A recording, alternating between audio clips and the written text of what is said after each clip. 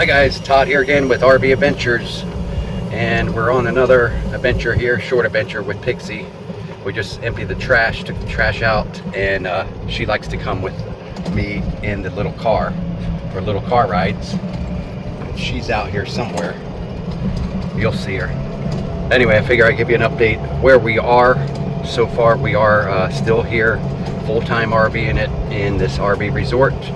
We're still in the state of Florida, and we're monitoring our home sale.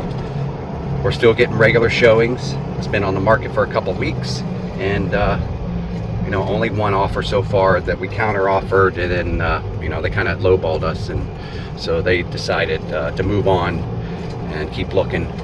But everything's going well so far, as well as can be expected, I guess. And what I do have planned in this video is I've got to take the Chevy Blazer up to the local Chevrolet dealership for its first oil change for us. And it also has a clunk in the driver's side front suspension area. Every time you put pressure or turn on the driver's side front, you hear a clunking sound. So I don't know if it's a bad strut, maybe a control arm, a stabilizer bushing, or something like that that's come loose. But we did buy the full warranty package when we bought it used, so we'll get that repaired.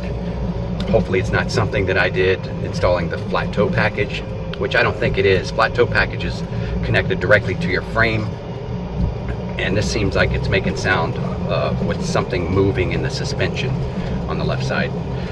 Either way, we'll get that figured out hopefully this week and figure out what that is. And then next in the video, I'm going to try to address relocating our front Android touchscreen radio for our navigation, maps, and music, and get that up out of the dash and up mounted on top of the dash, hopefully, so that it won't interfere, won't be blocking me from the view of our air conditioning and heating selection knobs on the dash and all the other little buttons, function buttons for the RV, because it's kind of dangerous when we're driving for me trying to feel underneath that display to hit a button or a knob underneath there. So I'm hoping I get that straightened out, and hopefully this idea I have of relocating it to the top of the dash is going to work. So guys, stick around and enjoy the video.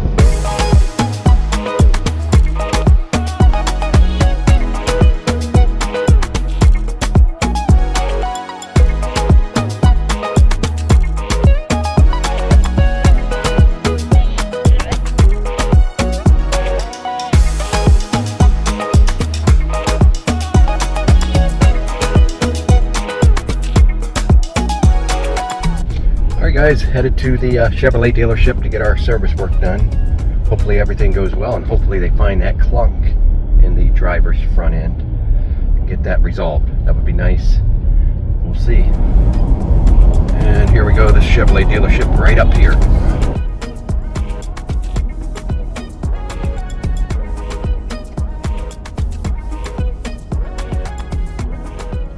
Alright guys, welcome back. So here we go. This is going to be my idea of what I'm going to try to do to solve this issue that I'm having on the front dash of the 2021 Thor Outlaw we have here. And I installed this really nice Android radio. Let me go ahead and show you. I got a switch I actually installed as well for it, manual switch right here that will power it up. We should see it powering up here shortly. And I'm going to turn the camera around here. So, and I'm sorry for the glare here, but I had to get some light in here to show what the situation is here with this radio. Now don't get me wrong, I love this radio, but how I mounted it, see, it's like an Android tablet screen, but all the AC controls and stuff are down here, underneath of here, and even some buttons and stuff are up here, as you can see. And when I'm driving, looking at this view, I can't see what the temperature's set at, what the fan speed is set at, see my buttons that I might need to control the RV. What we can do also with this radio, which I like, is you can grab it here. Let's see, I think it turns this way to portrait mode, and see that kind of free up some of the buttons there. Some buttons over here. but still, I only got the fan speed right here showing. Still, our AC controls are back there. So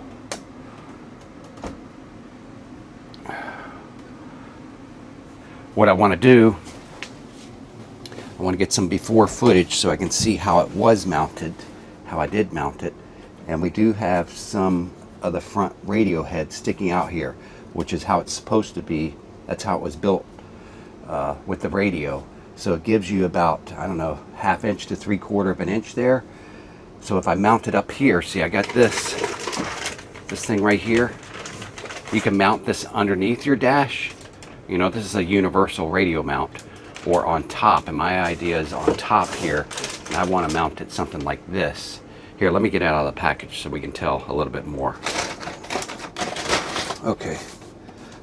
So here it is, radio mount cover housing, and I want to mount this like right here. This is like plastic right here, so I'll be able to drill through here and attach it right there, somewhere in there. I don't know if I'll have to go into this front trim piece or not. Hopefully not. Hopefully I can just have it hang over and bolt it down, if you can see that. So if I could just bolt it down right up there, something like that, and then that's going to lift this. See if you see right there where it currently is mounted, bring that up to about right here,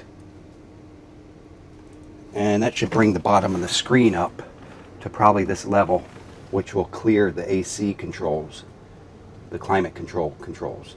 If I can get the bottom of this up to about right here by mounting the radio head in this mount. So I'll have to drill through this right here, probably to get the wires up. I'll show you. I'm going to go ahead and remove this thing. This is held on with just Velcro strips, believe it or not. This front panel right here. And that's where we'll see all the radio wires and controls in there. So we'll get that up next. All right. Let me raise this screen up a bit. And I'll need a number 2 head, I believe right here, number 2 head tool to get those 2 screws out, and then this will lift up.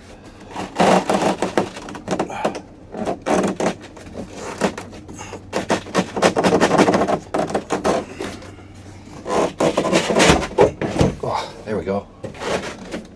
See that?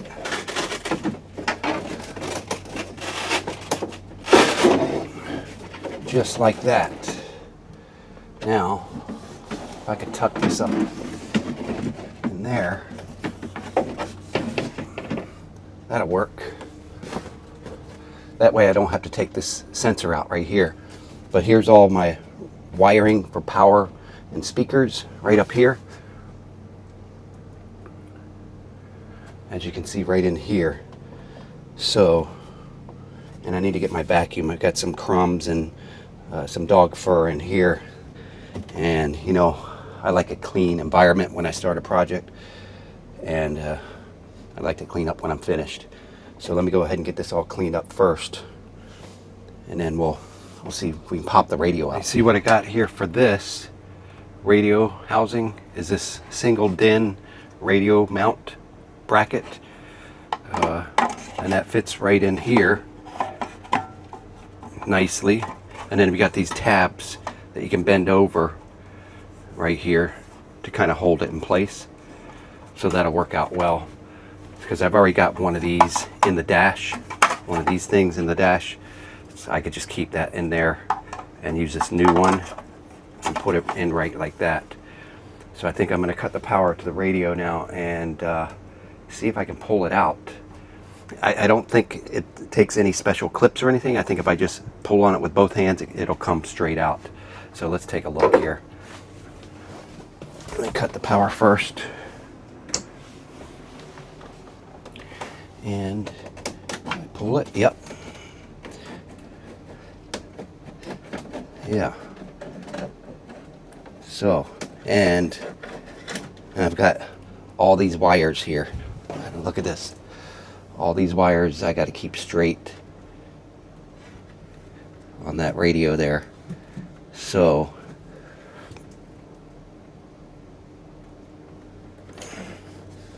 I'm probably going to take a picture of this right now before I start messing with it. And see, the wires come through up underneath here, the back area there. So, and I think what I'm going to do is unhook everything, set it up here so I can see the clearance I need first before I mount this thing up here, so I know how far forward this has to be. The further back the better. I think it'll be more stable rather than up like this, because then it's going to be, the back bolts are going to be holding the majority of it. So if we can have it back like this, but I'm going to go ahead and unhook all this and then re-hook it up, dry hook it up first before I start running wires and mounting this thing. So let me take a picture of this. And guys, if you're looking for this radio, this Joying radio, it's called Joying Android radio. I think this is the 15 or 17 inch one. It's the large one. I'll leave the link in the video description below this video. Alright guys, so you see how I just bent these tabs over here? Right here, kind of locked this in place, and bent the ones inside here up and around the lip. So I've got the carrier bracket in place. I got the radio out, all the wires out. So I guess I can just put this in here now.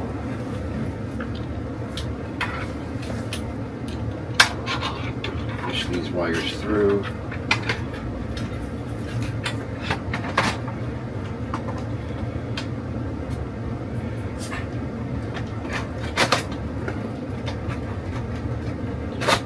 And that seems to slide into place there, right up to, see where we had that about a ½ inch gap right there for this radio head. You see that right here? It's kind of like a spacer to space out the screen from where you're mounting it, to give it room to go ahead and tilt and swing. So, all right, I'm gonna have to mount this out a bit. Looks like right there, and then see, look at this. Now I got this. I'm gonna need to remove this other bracket here, and I'll probably have to 3D print a cover here eventually, but for now I don't need it. But I wonder if this screen will tilt if I hold it here. Yeah, it will still tilt, or go into portrait mode, I should say. But mostly I like it like this, the horizontal mode. So I think it's going to work. Oh boy.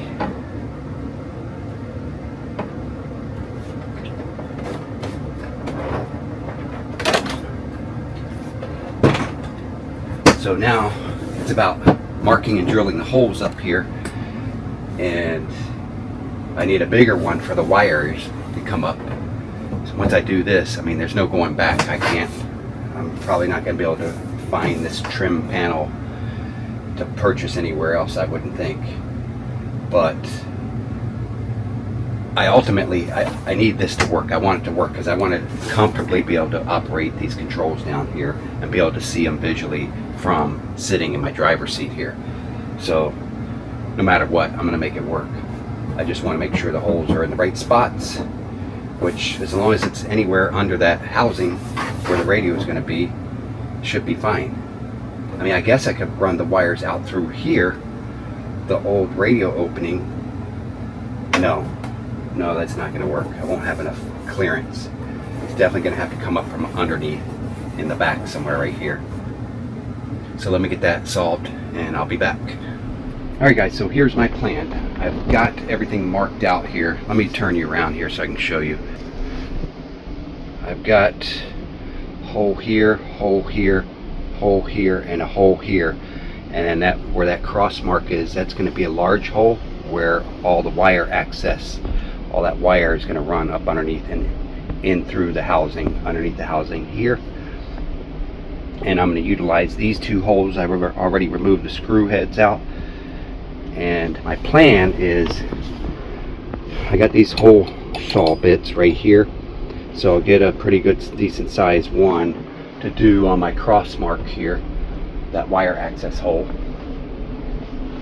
And I highly recommend, if you're RVing, make sure you carry toolkits like this. I got a complete drill bit set, and of course all my Ryobi power tools, one of each. And then I created this hardware kit. So this hardware kit is what I'm going to be using here. I've already kind of pre-planned what I want to do. Is I want to use toggle bolts. I got different sizes here, so I want to use toggle bolts that will go up inside underneath. Once I drill these holes out for the correct toggle bolt size heads, and then push these through, and then these will expand and hold that radio housing down to the dash. So that's my plan. I'm going to start out with the big hole here with the hole saw,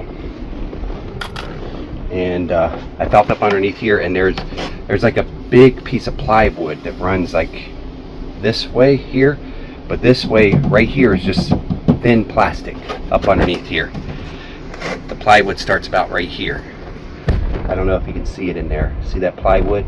So I got a big opening on this side here. That's where I'm going to run the wires up through, just this plastic top housing here. So it should be easy to cut. I don't want to cut over here, because then I got to go through the wood, the plywood there. So we'll go up through here with the wires. All right, here we go.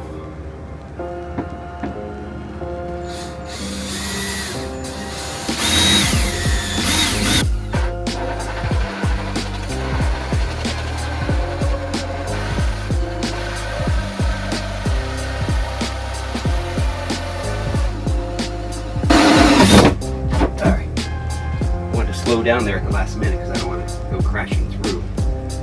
So I got to get my vacuum, clean this up so I don't make too big of a mess down below there.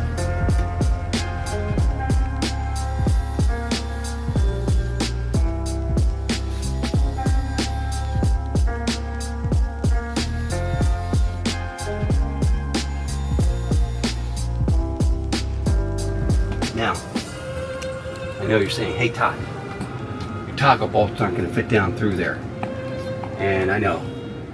I just decided to I've got access underneath here to the opening, old radio opening. I'm going to hold the end of the toggle bolts, the wing end, this wing end, I'm going to hold up underneath here myself, because I want to go in just on the top plastic part back here.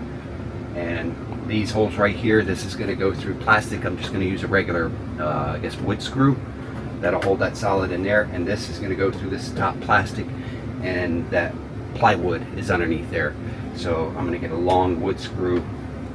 I don't know if this is going to be long enough. It might be like a wood screw like this to hold it real nice and solid to that wood right there on that top corner there. Toggle bolts all around the back. That's the plan. Alright, now I'm going to actually make my connections. We got this one delicate wire here. I'm going to start with first. I don't even remember what it goes to. Put this in first.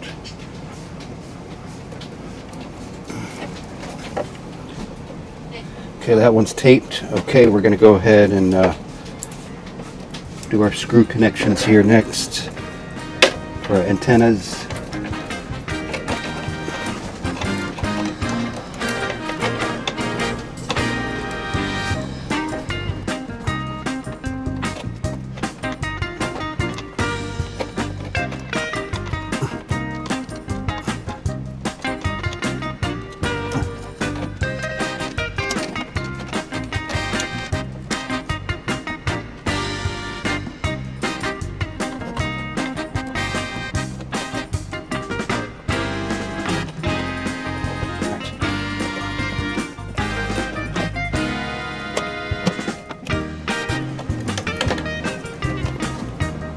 This one's a little bit difficult because it's like a 90-degree fitting. I think I just got it started.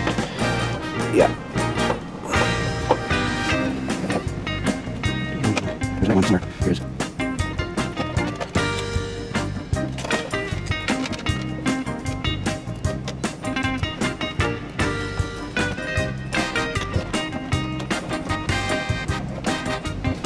Okay, next, do our radio antenna. There. Next we got our single USB in this one. And our other two USBs were in the back of the radio. Alright guys, so the first one I'm going to try to get in here is going to be the only one that is a toggle bolt. So I'm hoping that I can reach up in here through this access and get this started. And I feel that it is clear from the wires, so that's good. And the other holes, I found some longer screws, so they'll be able to grip into some wood, that plywood that's underneath there. This is the one spot that doesn't have the plywood. And we get a kind of an idea how it's going to hold. Looks like it's going to hold all right. We can tighten it up a bit. There we go. Now, I think I want to try to put these front screws in.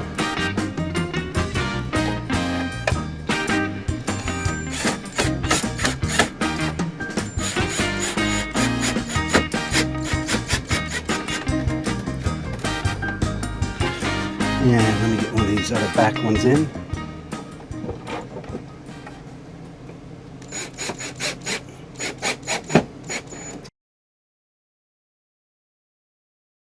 Alright guys, look at this. It's working fantastic. So this is your view from the seat. At first I thought it was going to be tilted down too far, but it's just right. And here is how it looks from the side and the back. And you say, hey Todd, look at this. This doesn't look very good. Are those screws and washers showing? You know what I say?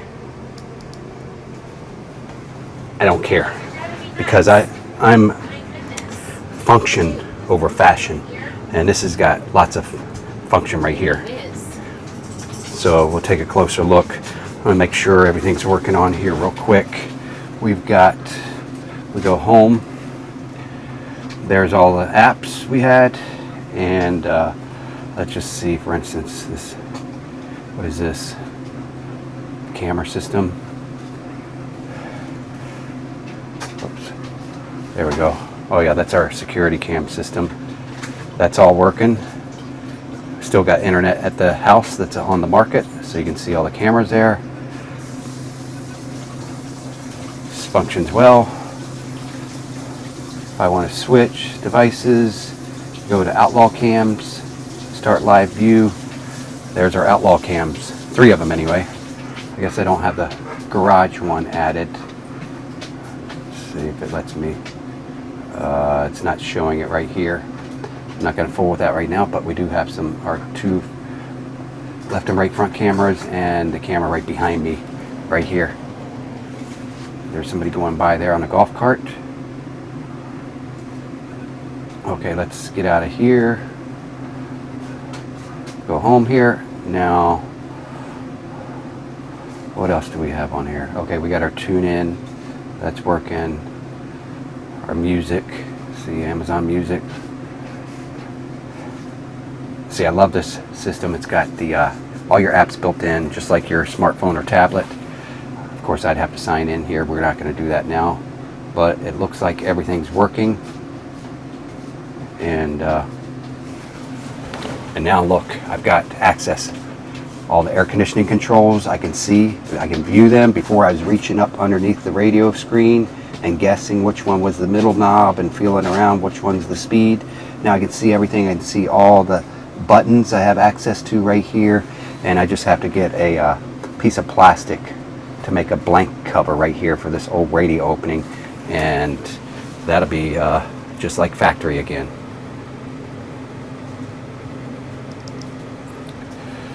So, one project accomplished for now. Alright guys, I got the Blazer back from Chevy Service Center, and we had its first oil change and tire rotation. So, got that done and had that knocking checked out in the front driver side, and end up being not covered under warranty.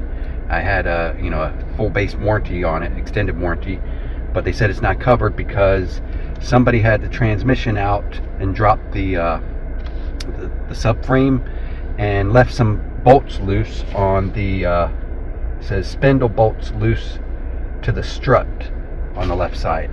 So I had to pay like $300 to have those tightened back up to specs. And I got the invoice here for it. I owned it since 23,000 miles, and it's got just over 26,000. So I'm gonna have to return it, I guess, this to the dealership I bought it from, which is down the road, a little south from here, and see if they give me a refund, since they had, and the history showed, they looked it up, they had replaced the torque converter in it, and also replaced the lower gaskets and seals in the engine, and they forgot to tighten those bolts up, and I had to pay for it. Not fair, but I am happy that it had nothing to do with my flat toe installation that I did myself. I was kind of worried that in the back of my head it was something that I caused, because it seemed like that sound came after I installed that flat toe system, but turned out it wasn't me. It was an actual Chevrolet dealership that did that. Not good. So I'm here at Hardee's. I got my big hot ham and cheese. I love Hardee's when traveling on the road. That's what I always get, so I'm gonna enjoy that. And then I got to make another trip with you guys. We got to go back to the house. We're gonna check in on the house, but I got a couple packages, a surprise. I want to show you guys something that I'm gonna add to the Outlaw, and I had them delivered there because one of them was kind of big, not too big, but so we'll hit the road and go down back to the old house and pick up our packages. Stick around. All right, here we go. We're back at the house listed. So we'll take a quick check on things and pick up our packages, and we'll be heading back. Cheryl has to use the Blazer.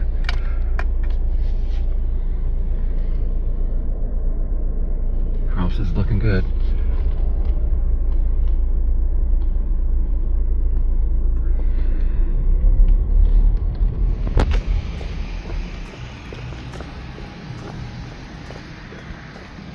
There's our packages.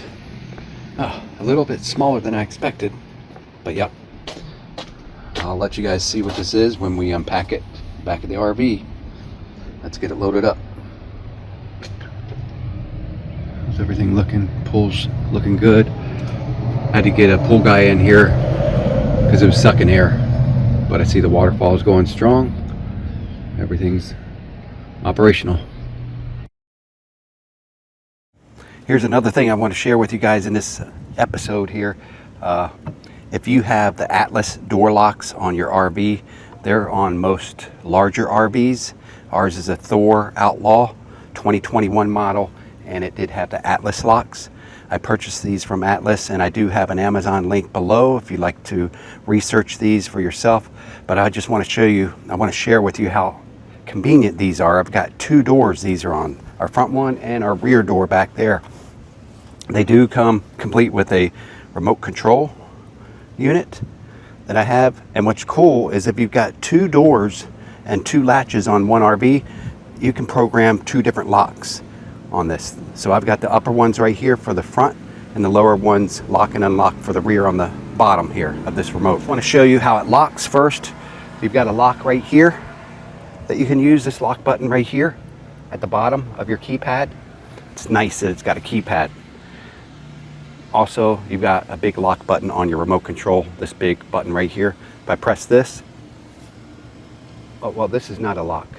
The lock is the symbol right here for the front one on mine, the top one here. I don't know if you heard that, it did lock. I can't get in. Now, if you want to, you can unlock it with your remote as well. Press unlock. Made that bling sound, and now it's unlocked. Now I want to show you how you can program these, how easy it is. Once you get yours and you want to install it, I'll show you right here.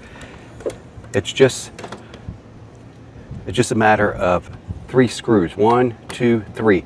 And here's your manual electronic lock buttons here. I can lock it like that, unlock it like that. You got a volume so you can hear the programming instructions, and then you can manually lock and unlock it right here. Now I'm going to show you how I set a pin number in here. All right, I got a piece of a plastic fork right here, and I'm going to press the, if you can see this, I'm going to press the reset pin right there. Hold it. Enter the code, then press lock. Okay, enter new code, then press lock. So we'll enter our new code. I'm going to do 0, 1, 2, 3, and press the lock. Enter new code, then press lock. New code accepted. Accepted. It's that easy. So it's 0, 1, 2, 3. So if I go ahead and lock this, press lock. Door's locked. So I'm going to do 0, 1, 2, 3. It unlocks. You get that chime, and we've unlocked it. So these are a great find. I'm going to show you. It's the same exact Atlas lock. These are by RVLock, and I'm going to leave the link in the video description below. But this is another one, Atlas lock. And if you like, I added on 2 of these decal plates right here. They're black. It's not a plate, but it's a decal. So it kind of covers up. Your old latch sometimes is a little bigger, and it leaves like a mark where the paint ended. Your paint work ended. So I get this, and it's a little bit larger than the Atlas lock, the new one you're going to get. Makes it look like a clean install. So hope that helps someone who had questions about these new automatic remote control RV door locks. Check them out. All right, guys, we're going to see what I've got here in this box that I had to pick up earlier. So let's cut it open. And we'll see the big reveal. Oh yeah. Okay. Here it is. This is the Antarctic Star refrigerator. It's a compact refrigerator. Hopefully keep some of our drinks in here. I've got some beers that I have in the evening and Coca-Colas during the day. So that's going to free up some space in our refrigerator here, because we're used to having a huge refrigerator at our house. So it's been a learning curve of how to downsize when we go grocery shopping and not overstock. But it's probably a good thing, even when we get into our newer home. Seems like we're always buying too much for just the 2 of us. So let me get this out of the package and we'll take a closer look.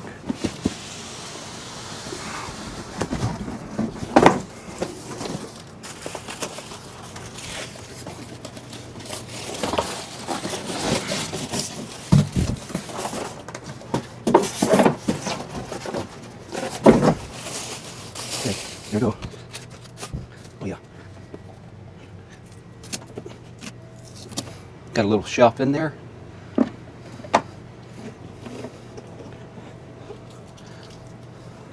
Let me give you a closer look. So here it is. Nice. Here's your temperature control up here. Nice compact design. And I know what you're saying. I know what you guys are thinking. Hey Todd, where are you going to put this refrigerator? You're already limited in space in your Outlaw. Yeah, I know. I'm very limited. I did pre-measure before I made the purchase. Hi pigs. And I think I've got a couple spots I could put it in. I'm not quite sure yet. One place is right behind me, right here in the bedroom. Right here in this area, this vanity they call it. I could put it right here. I think I'm going to try that first in this spot, but I might have to remove this nice little handy drawer I got here that I keep extra charging cords and stuff in. But I can move over to this other light here at least. That'll give me another 3.5 inches, and hopefully have enough here. So let me get a tape measure and we'll take a measurement here. Okay, so as far as the width, now see, when this opens up, you need the width of this door here too, if it's up against the wall, which it will be there. We're at 12.5 inches with the door open, 11 1/8 with it closed. So 12.5 inches. If we measure this area here, see if I got the 12.5 inches here. 12.5 would be right to here. So this thing is about 13. So that's going to be halfway through this light here if I move that over. I got to think I could always I could always find another spot for that that drawer, and I guess I might do that. Maybe even over the bed might fit. And I was also thinking for the fridge, because, you know, like I said, I'm going to use it half and half for Coca-Cola and half for my natural light, you know, in the evening. So I usually switch then. So then in the evenings, usually I'm out here doing some work in the garage and stuff. I could mount it up. I was thinking of mounting it up right here, just building a bracket out that would hold the bottom of it, and then plugging it in up here to this outlet, or even over here I was thinking. But then I'd have to find another spot for a vacuum cleaner here, which is nice and handy, tucked away over here. So either way, I got to move something to create a space. Look at Pixie. Pixie, what are you doing on top of my fridge? What you doing? That's not for you to sit on. She's funny. All right, I'm gonna take that drawer down for now. I'll get back to you. We'll see how it looks when it's in that vanity space. All right, let's see if this fits in here now.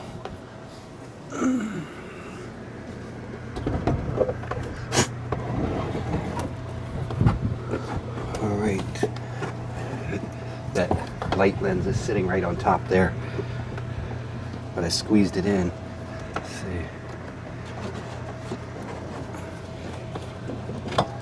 But that's actually giving it friction, so if we're driving down the road, that's going to hold it up there. And I already put in an extension to my outlets over here. Oh, it's lit up. Okay.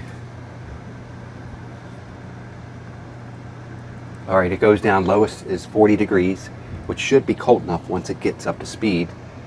And the highest temperature, what was it, 80? 61. So we're gonna go, I just heard the compressor kick on. So we'll set it at 40. And I gotta see if I got a thermometer to put in here, but we'll check on it. It's saying it's 82 right now currently. Yeah, it's warm from being outside. All right, so let me check back with you. I'm gonna get some Cokes and some beers to put in here, and we'll see how it does in a little bit. In the meantime, let's get this thing stocked up. Now it's supposed to hold 24 cans, 24 12-ounce cans.